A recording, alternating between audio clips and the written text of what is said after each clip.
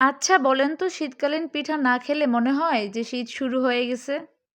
তারপর যদি হয় এটা বাবার বাড়ির পিঠা, মায়ের হাতের রান্না বা মায়ের হাতে বানানো পিঠা বলতে পারেন, যেটাই হোক সবকিছু মিলিয়ে খাওয়ার আনন্দটা কিন্তু দ্বিগুণ বেড়ে যায়। হ্যালো এভরিওয়ান, আসসালামু আলাইকুম। কেমন আছেন সবাই? আশা করি সবাই অনেক ভালো আছেন। তো প্রতিদিনের মতো আজকেও একটা ভিডিও নিয়ে চলে আসলাম।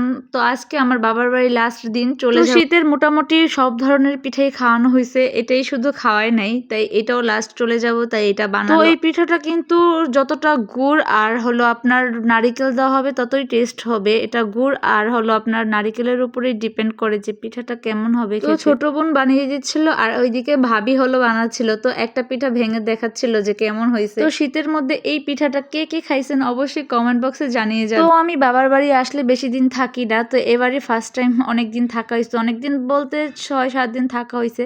তারপর একটু মনটা খারাপ লাগতেছিল, যেহেতু অনেকদিন একসাথে থাকলাম আর সবাই ছিল। আচ্ছা দেখেন তো, একটা সময় এই নিজের বাড়ি ছাড়া মেয়েরা কোথাও থাকতো না, আর এখন বছরের পর বছর কাটিয়ে দিতে হয়। তারপর এই তো আমার হাজবেন্ড একটু পেয়ারা পাড়তেছিল। আসলে ওর এই গাছের পেয়ারাগুলো খুব ভালো লাগে আর অনেক মিষ্টি, দেশি পেয়ারা তো তাই।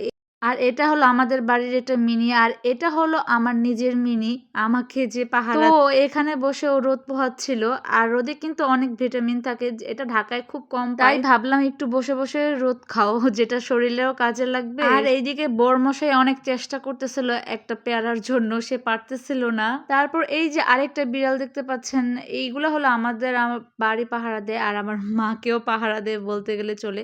তারপর এগুলো হলো আমাদের গাছের কামরাঙ্গা। তারপর এগুলো ঢাকায় নিয়ে যাবো বলে আম্মু দিয়ে দিচ্ছিল এগুলা। আর আমাদের এই কামরাঙ্গাগুলো কিন্তু একটা টিয়া পাখি আছে, সেই ছোটবেলা থেকে দেখি এসে এসে খেয়ে যায়। একটা কামরাঙ্গাও এখানে থাকে না ওদের জন্য। মায়েরা এমনই হয়, বাসায় থেকে যাওয়ার সময় ব্যাগ হয় একটা, আর বাবার বাড়ির ফেরার পর থেকে হয় ব্যাগ অনেকগুলা। দিবে সে বুঝতেই পারে না। আর আমিও একটু বেশিরভাগ আনি, কারণ যেগুলা দেশে আছে সেগুলো আমি ঢাকায় খুব কম পাই।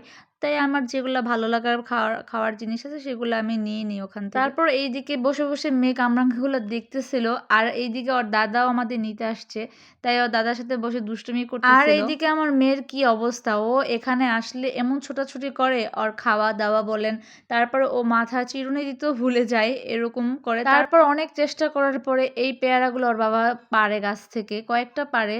তো এই পেয়ারাগুলো কিন্তু অনেক মিষ্টি। আর মোটামুটি কিন্তু আমাদের অনেক ফল গাছই আছে, কিন্তু এখন সিজন না, তাই সব দেখাতে পারছি না। তবে হ্যাঁ, কোনো এক সময় আসলে, সেটা যখন সিজন হবে তখন অবশ্যই আপনাদের দেখাবো। তাই যাই হোক, ভিডিওটা এত বড় করব না, সবাই ভালো থাকবেন। ভিডিওটা কে কোথা থেকে দেখছেন অবশ্যই কমেন্টে জানিয়ে যাবেন, আর ভালো লাগলে অবশ্যই লাইক কমেন্ট শেয়ার করে দিয়ে যাবেন। আল্লাহ হাফেজ।